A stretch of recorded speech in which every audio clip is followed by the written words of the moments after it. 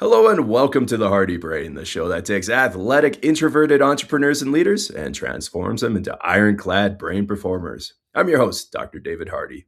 And today on our show, we've got another amazing guest. She is an Olympic gold medalist, a keynote speaker, and a mother of 4 children who just happens to have six-pack abs as well. Welcome to the show, Chandra Crawford. How are you doing today? I'm great. I'm so thrilled to be here. Thanks for having me. Absolutely. Now, one thing I didn't mention though is if karaoke is on the menu, you would be the person to invite as well, right? If it's O Canada, yes. Yeah, tell us about that. You're up on the podium and you just release, right? Like, what was that feeling like back in the 2006 Winter Olympics there? Yeah, it was 20 years ago this week. And Wow. I had always imagined that I would be someone who would cry on the podium and I would just weep and say, I worked so hard. But when it was me, I was so astonished. I was an underdog. I had been so in the zone with my skiing, really not thinking about results of that magnitude at all. So then I was just celebrating and jumping around and playing air guitar and singing the anthem at the top of my lungs and just in the moment, so surprised, so joyful, and all that energy was just flowing. Wow. Yeah, that has to be like one of the best memories ever, right? Like best experiences. Like here you are, you've just trained like nothing else and things just seem to click and flow. What was it like going into this, especially as you said, you were kind of an underdog, newcomer to this event and gold medalist. It was surreal. It was a big jump, and it was so incredible right after winning and in the days after, looking at how this happened. How did this possibly happen? And I really honed in on these moments of adversity and challenges. For example, I hadn't made the criteria for the Olympic team in the year before, but I had lots of chances. I always Oh, was wow. close to it within tenths of seconds of making the team, and I'd been on the top team. And then I got this bump down to the B team, which was like death. Like we wouldn't have the resources, the physiology, the sports psychology, travel for snow, travel for altitude, everything that I felt I needed to be great. Would have the B team driving around in a stinky van, not leaving Canmore, and the A team would be having all the resources. So when I won, I looked back on how that had changed my approach. I had been, mad and focused and determined, and I'd just taken control of all the variables that I had been a little bit lax about or a little bit leaving to the team, and I'd just done everything in my power to be great. And I thought, wow, I wouldn't have won if that hadn't happened. If I hadn't had that setback, I wouldn't have found that fire and responsibility that it took to be so fit to win on that day. Wow. So you needed like a little kick, a little punch in the face, I take it, Yeah, to nothing really wrong get with going. Yeah. standards and like making the athletes work for it. It's maybe that's just the brain wants rewards and wants shortcuts and Right. how high do I have to jump over these hurdles? I got to jump that high. Okay, that seems fine. But when I transformed into like responsibility, accountability machine of like I would find a way, and I always thought you can have your excuses or you can have your results, but not both. And so Right. the excuses were just like a garden in my mind, just weeding that garden of like, oh well, I don't have this and I don't have that. Hey, this is some water on your face. Like I don't have the amount of coaching time I need to get my video technique for each stride. It's such a technical sport, cross country skiing. Oh, And right. instead of just moping about that, I thought, who could film me? You know what? My dad actually is a videographer, and we got my dad to sit in the back of our Toyota hatchback Matrix, sitting in the trunk, filming me ski up the road on these metal skis. We have roller skis, and my Right. mom would drive stick, and they were swearing at each other the whole time, so I had to mute the footage. But the shots were perfect. And then on that day of the Olympics, the strides were as good as they could be, and I'd just kept finding ways and pulling out those excuses, pulling them out, and just keep going. It was such a fun way to live, actually, taking that power back. Oh, Sounds like it. What a Yeah. challenge. And so explain this, like kind of the elite performance mentality to get there. Like you've mentioned so many training aspects and things, but kind of this how to actually hit flow and stay there is is another big challenge. Like people will overtrain or they'll undertrain or they won't be as technical as you were saying. Like, how does a person go through all of this in their mind and come up with something that works and without being over stressed?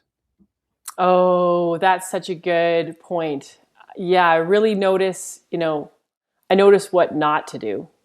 How about number one, what not to do is really thinking about those outcomes all the time. And I think some of Right. the manifesting secret culture that is around right now in the improvement space is like you just think about that thing you want. And I would say it was definitely the opposite. I don't think about the thing I want. I think about this next stride. And if I think about the thing I want to go to the Olympics, I use that as a cue to go back to the present moment, like feel my hands, eat the next good meal, do the next good strides. But to get into that whole package, like you're saying, for all the pieces, mental, physical, technical, the strength, the lungs, the course, the snow condition, the competitors, that is like a practice. Like Right. excellence is a habit, and going to touch the flow state is a habit. And any habit starts with like a micro, silly baby step. And I had this one moment when I was 18. I got to do a workout with Okay. my hero, Becky Scott. So 4 years Nice. before I won the gold medal, it's my birthday in November, turning 18. Wow, I get to do a workout with Becky coincidentally. And I'll never forget it because I got to start behind her in an interval, just practice. Yeah. And the coach said, okay, go. And I stayed with her for one stride of thousands. But something in me like grabbed that stride, grabbed that moment, grabbed that feeling of being like part of that stride. Okay, you have to be delusionally optimistic, but Right. also Yeah. just like I just kept doing things like that, just like pulling all my attention towards a micro baby step and it would grow, and then I would have another moment where I lifted well, and I would keep focusing on those positives. And then I'd get so stressed out, I'd wake up with my nails dug into my palms like I was holding ski poles. And I Oh, would geez.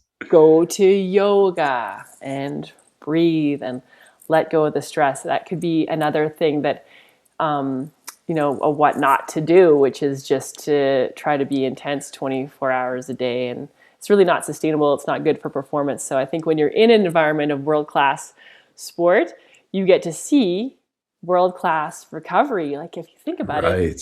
everyone's training hard, just rationally. Every single athlete from all of the other nations are training just as hard as you. How are you going to Yes. beat them? You're going to train harder? No, the body can only take so much. So you're going to recover harder and be really diligent about recovery and competitive about it too, which is silly, like Right. being so A-type that I'm winning at recovery. But like, what do I got to do? I have to meditate. I have to have a bath. I have to have a massage. At one point in my journal, I wrote like, I'm getting really wound up here and I need to go see some friends. I need to relax and go out to the folk festival and enjoy the music and Nice. not just sit there and fry. And I had had that experience of sitting there and frying, of sitting in the hotel Right. room, Yeah. focusing.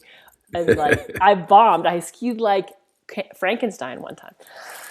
So I think those are Oh, some of the component pieces of it, is like getting confidence from one little stride, like expanding tiny moments of flow into longer and longer blocks over years as a practice, and then recovering world-class recovery, which I would hope like an executive listening to this is like, I know I can't, but how's the quality? The quality of our work is so important, and just in sport, it's so beautiful how we get to learn to recover.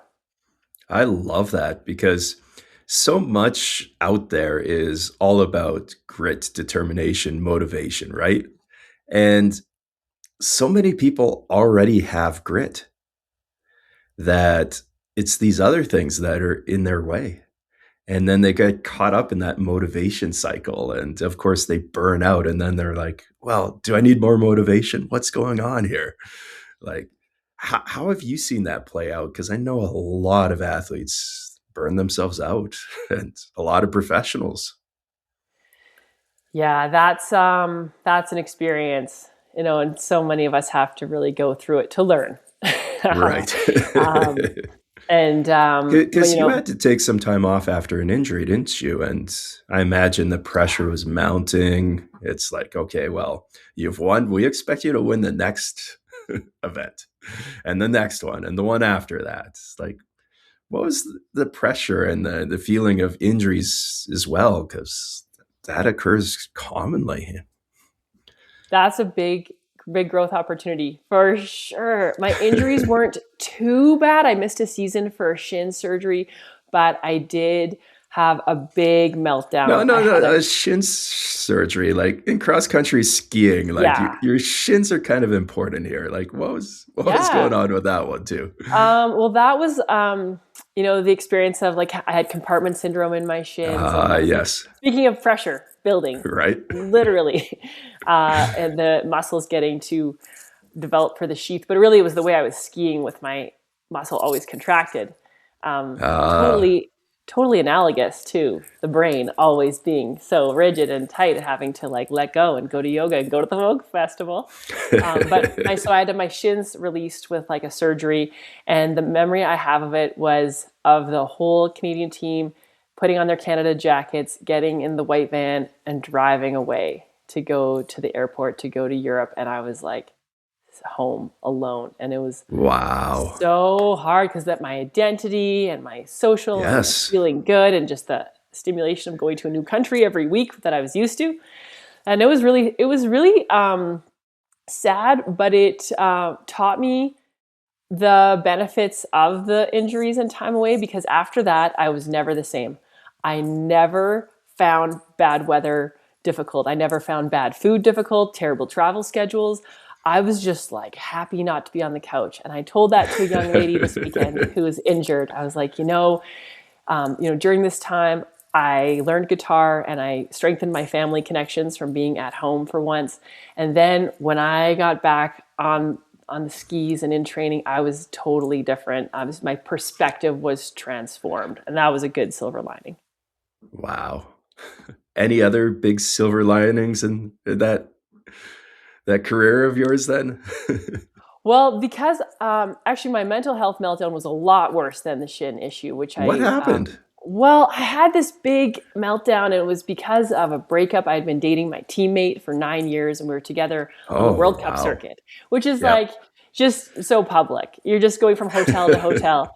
So when we had this midwinter breakup, I just took it so hard, and I was so embarrassed and felt so much shame about the situation, and it was so public. And then I had like this identity as like I'm awesome and I'm trying to be perfect all the time, and I'm the Olympic champion, and I'm leading an organization for girls called Girls Forward, Right. and just just out there, visible, trying to be, in my mind, perfect. And then things started to really unravel as this inner story. I remember I was like standing at the World Cup in Finland right after we'd broken up, and I had my tray of like reindeer meat and berries and mashed potatoes, and my tray just started to shake a bit, and my heart started to pound because like I can't even sit at the Canadian table now. Like I don't know where I belong. And then this voice in my head was like, you did this, you messed up, go to your room. All this like unworthiness inner critic just started to really dominate my thoughts. And I was like, it's true. I'm terrible. And I went on like that, trying to be positive because I was like, oh, this is going to be great. Like, remember how I got mad and won the gold? Like, I'm going to get mad and win the gold again.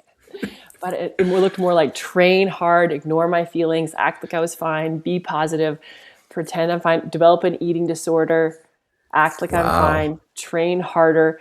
And then eating disorder, it's like a train, like once it gets moving and up to speed and you want off the ride, it's like, no, I had no control over the behaviors, but I was still trying to act fine. Wow. It Right. was Yeah. awful. And then I got slower and slower, as you do, which I knew because I have an organization dedicated to keeping girls healthy and active in Right. sports. Yeah. Healthy and active in sports. So I had this like backpack of shame of like, the thing that we're trying to prevent is happening. And that really did show me that stuff is pervasive. I mean, it's like, it's powerful. So then I reached like this really low after a year of trying to be positive, where I couldn't leave my hotel room. I couldn't face the team dinner. I was so exhausted from this like charred, awful feeling inside myself, listening to my inner Right. critic berate me, and from trying to act fine. And then I was like, I'm not leaving my hotel room. I just cannot. And I heard this knock on the door, and I was like, I'm not going to answer that. Okay, knock again. And I open it, and it's one of the wax technicians who waxes our skis, this kind of shy person, Mika from Sweden. He's like, I see you. I see that you're suffering. Yeah, it was a moment, because then air shifted, and I was like, yes, that's true, and you see that. And then I went home, stopped ski racing and cratering my health for 1 minute, and I told my best friend, look, this has been happening over lunch at our favorite restaurant, and she said, you have to tell your coach. And so then, and now I'm here on a podcast telling you, but there was a moment where I couldn't tell a single soul. Right. That I was you're in that moment and having it. Yeah, it's awful. It's awful having that kind of intensity and hatred, anger turned towards myself. And then I told my coach, and he was like, okay, it's going to be okay. Clara Hughes went on antidepressants. You could go on antidepressants. And my life has been changed by Clara Hughes, like that she's so public about her mental health challenges, helped me so much. And that's why I tell some of my stories too, because wow, these things, eating disorders, they just grow in secrecy and shame. And it's awful telling these stories. But I clawed my way back to mental health with Olympic levels of effort, which will be all the things you're familiar with and love. And you should have been there helping me. And I worked my way back to health. Yeah, it was hard. It was really hard. It was harder than Olympic physical training, because if you think of how comfortable I am going out and punishing my body and focusing and going to yoga, but to sit with feelings, negative feelings, anger, to like sit and meditate. I don't know how many people you've tried to get to sit and meditate, but it's agony, right? It's agony just sitting there staring at my feelings. For someone who's used to just going, it can be daunting to just sit there and release things. Instead of just exercising into oblivion like I've always been doing and have been so rewarded for. Everyone's like, good job. Well, you've seen it both sides. And so mental health, there's always a physical component. And a lot of people go, okay, well, this is the burnout one. And of course, people shut down when their mental health does. But you've also seen it on the other side too, where physical health just makes things so clear and effective in the brain as well too, right? Like, what's that side like? Oh yeah, it's beautiful to have like that hard-earned inner peace from all the work I did, and going on the antidepressants for a bit, and then being brave and going off them, like tripling down on meditation, gratitude journaling, community, psychotherapy, yoga, all the things, reading cool books where I observed my thoughts instead of believed that they were like all-knowing directives. Right. And just so many things, like learning that my thoughts are the waves on the ocean and I'm the ocean. So then I get to take like that whole piece into, that was the best thing that happened out of my career. The gold medal was great, but actually getting through that adversity, and then the wellness I took into my next chapters, because I retired from sport in 2014, it's so powerful to this day. And just getting to talk to you and talk about it reminds me of like, I have these skills, and like, I don't meditate very often, but I did this morning for 10 minutes, and I just keep doing habits, just keep doing them. I was on the weekend, we had a, full week of family vacation, and I was like, I don't need to go to the gym today. I'm feeling pretty good. Right. And luckily we had made this plan that I was going to, get some time to move my body every morning so I could be well. Family vacation is a lot of load. And my husband said, "Are you going to the gym?" Because I was about to just not go. And then I was like, yeah, I'll go. I have to Right. go even though I'm feeling well. And yesterday, oh, barf, I took a 20-minute nap. I have so much to do. I am like behind on so many things and the house is a mess and there's a lot of laundry. And I was like, no, I'm making these shifts. I'm going to lie down and listen to my hypnosis and set a timer for 20 minutes. And I'm doing these super annoying little behaviors and habits to be well. And that's like my Right. identity now, is like, that's like me, to prioritize some dumb little thing and go for a walk. It's so not Olympic, but it is, because it's the same thing Right. in sport. This workout, this interval, this hill of the interval, this matters. Like, this moment matters. Yeah. No, I think you put that into amazing perspective that, yeah, people do have these chapters in their lives. And I always kind of hear the sports cliches used in business and entrepreneurship and all these other avenues. And I go, yeah, but there's no clear finish line. And when I Right. hear athletes talk about the practice and moving through things, I'm like, that makes way more sense than, okay, here's the target, here's the numbers, reach the numbers. And I'm like, yeah, but what do you do when you're just alone and like trying to build something, but you don't know how? And two, you're dealing with these, once again, transition moments in life that just knock you off your feet. What do you tell people to kind of walk them through those moments though? Like, okay, you're transitioning from whatever identity you had before into something else, and it's uncomfortable, it's painful, and it sucks. Yeah, that is such a good question. And we're all in these, we all have ample Yeah, opportunities, right? To be knocked off balance and uncomfortable. And like, what am I shooting for? What am I about? It's a lot. It's a it lot going is. on. But Yeah. I find a lot of strength in community, and just, one other person, one podcast, one book can make a difference for me. You can really feel Nice. seen in a Yeah. podcast that somehow touches your like childhood framework for me, or what's going on, and being kind of, I'm a little bit drawn towards people who are seeking and discovering and working at it. Like, I've been fortunate to have a relationship with Clara Hughes, and Okay. Yeah. getting to, she's been in my life now for 20 years as an athlete, Wow. but these last couple of years, getting to have some more connectivity to her. And I think I'm just looking at that intentionally. We are all faced with totally overwhelming array of options, like to listen to attend, to be part of. There's so much going on, and just trying to like go towards what feels good, and what's speaking to my highest self, like the Chandra Yeah. I want to keep becoming, right? Who else is walking this path?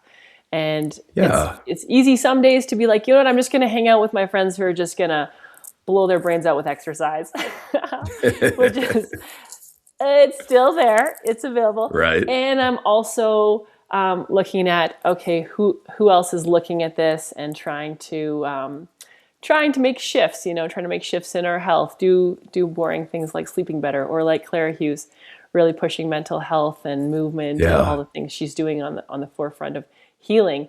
Healing is so in right now, as you've noticed.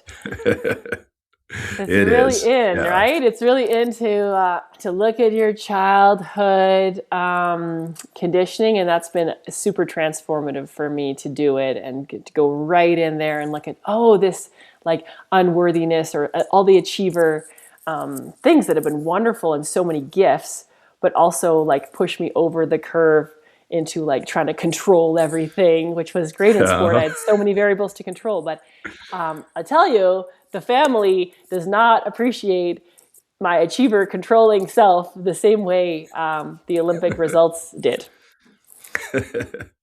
Working on Yeah, it. and that throws us into this next chapter, and it's an amazing one. Like kids are amazing. Like I used to be a teacher. I've taught 3-year-olds up to senior citizens and coached multiple sports, and I loved it. Like, yeah, you learn so much from these kids, and you see so much potential, and then in yourself too. It's a shift, and you said it kind of earlier.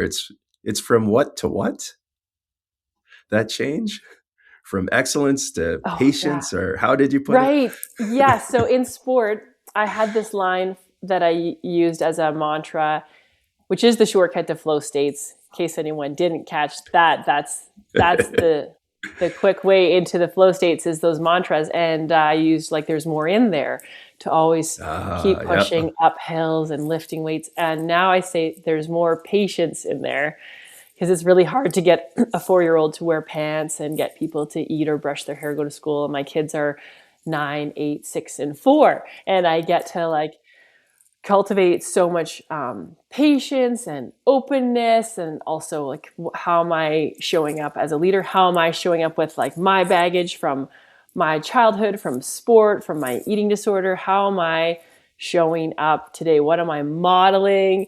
Because I heard they're not going to listen to me at all. They're just going to What? look at what I'm. This is the word. You let me know.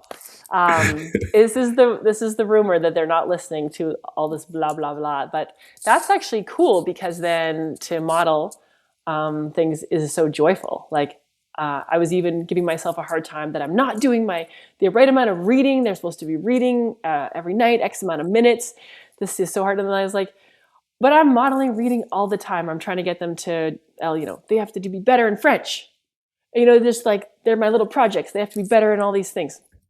Okay, I get to just listen to French music and just model the joy of French, of movement, and like really being well, being alive in my connections with my friends, prioritizing my own sleep and my own nutrition. Like this is kind of cool that how I take care of them is by taking care of me. So I think it really fits together really well. It's a beautiful time to be a parent. There's a lot less,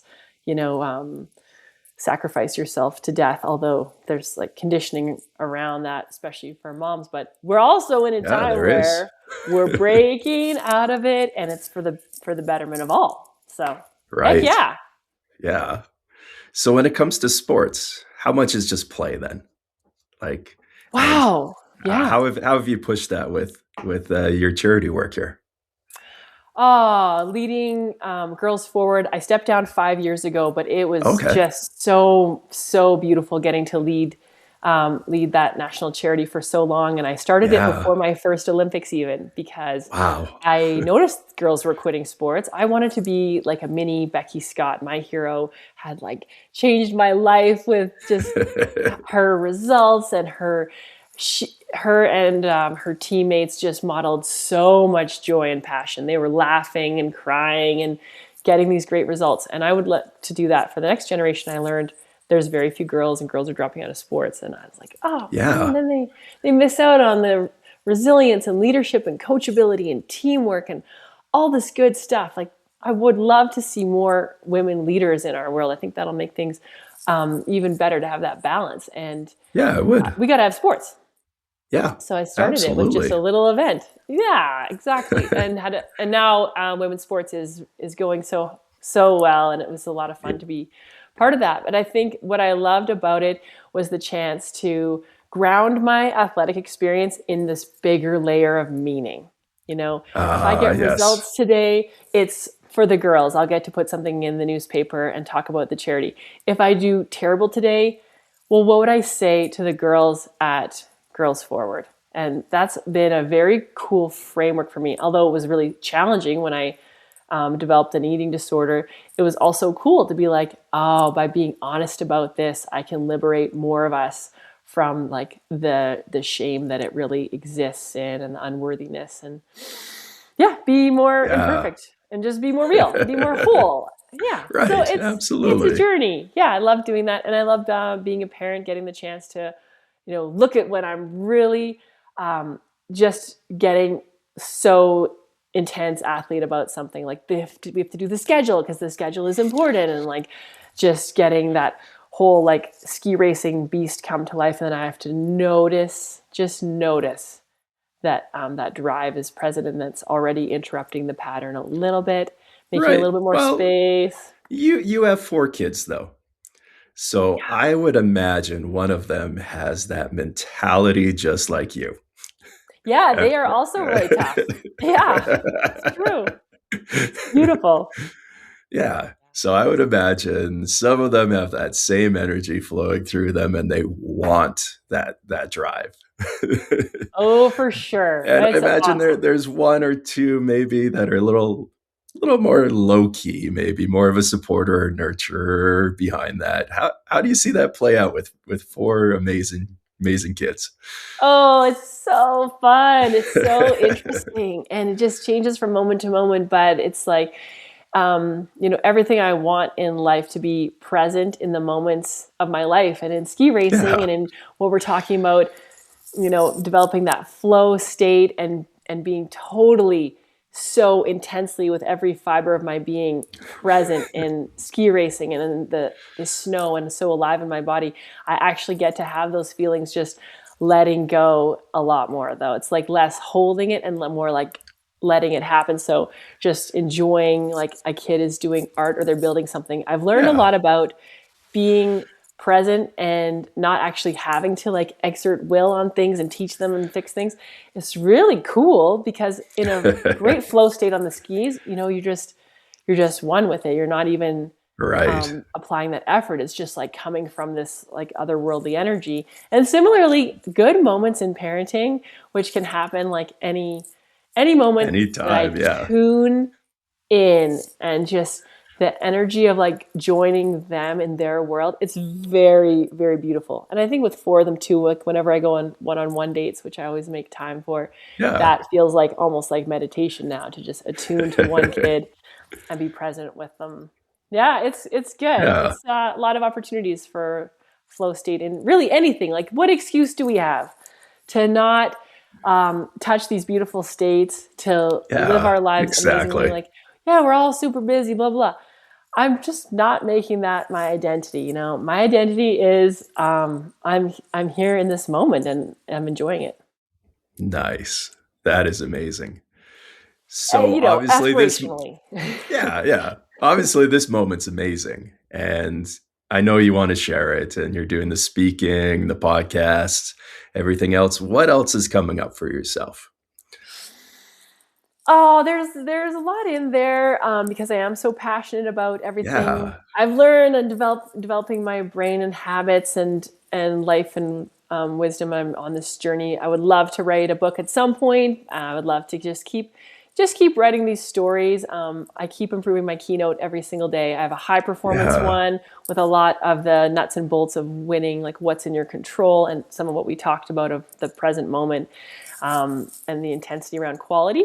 And then also that goes into the mental health act of my keynote, which is like this on its own can just be burnout mania. So here's how it's balanced, and here's how I'm going to reference the movie Inside Out 2. A lot of people Okay. might have seen it. It was the biggest grossing animated film of all time when it came out. And the protagonist has this like trying to be perfect identity, which they make an image of with this crystal coming out. And then that shatters and she gets this more like, I'm good, but I'm also mean. And I'm, positive, but I'm also sad sometimes. And this more like whole identity. So I'd be interested in like, what can we do to keep developing character inside kids sports?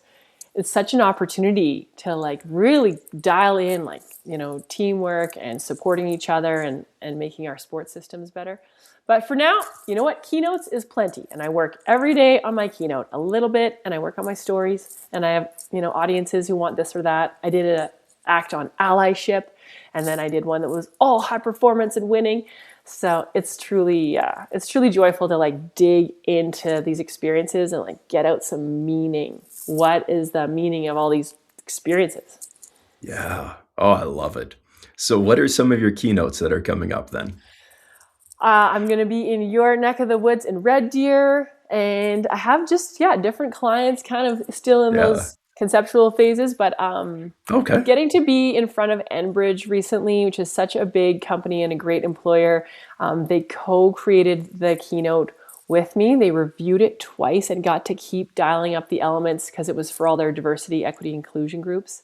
And I got Okay. to really go into the heart space of the charity Girls Forward, because when I started it, it was just you could see a photo of all the leaders, like 40 smiling young women.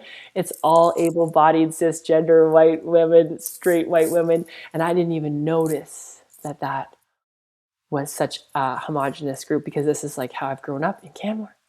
And then Yeah. over Uh-huh. time, the charity has grown so much. It has new leadership, and I've got to learn so much. And it's serving in such a bigger way, in kind of something that fits more for Canada. It was really built to just fit.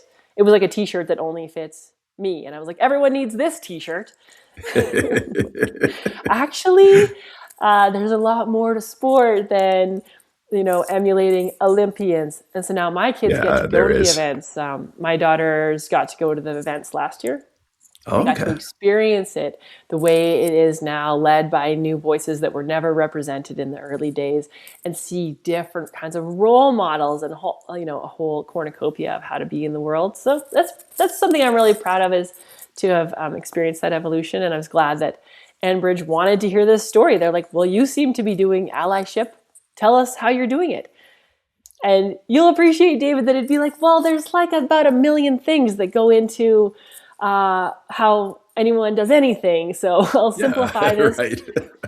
But I simplified it as, you know what, if you can just do curiosity, you're on your way. Just listening to voices that aren't represented and elevating them and changing our feeds, and listening to the stories that are previously suppressed. You're on your way. And that actually changed my life a lot. Wow. So how do people find you? Busting out a new website any minute now, chandracrawford.com, but I'm on LinkedIn and Instagram, and I say yes to every LinkedIn invite in case somebody wants a keynote, and I'd love to talk about if anyone's got a conference or looking for a speaker, Yeah. especially in the Alberta area. Love to be part of elevating company culture and giving people this really big, yes, we can face our challenges and our uncertainty. I think a lot of what folks are getting is technical and overwhelm, and we have Yes. to Yeah. keep speaking to the heart as well as the mind, because it's great to do all this tremendously exciting stuff and face all these challenges. But I really think that facing them together with that, energy of resilience and refocusing on what's in our control, this is all perfect athlete stuff for these moments that we're in. I love it. Yeah, and I love how you do combine kind of that thought, that heartfelt warmth with everything else that you do. And it's been a pleasure speaking with you. And yeah, for everyone listening, definitely reach out to Chandra. And well, of course, stay tuned to the next episode of The Hardy Brain, the show that takes athletic, introverted entrepreneurs and leaders and transforms them into ironclad brain performers. Take care.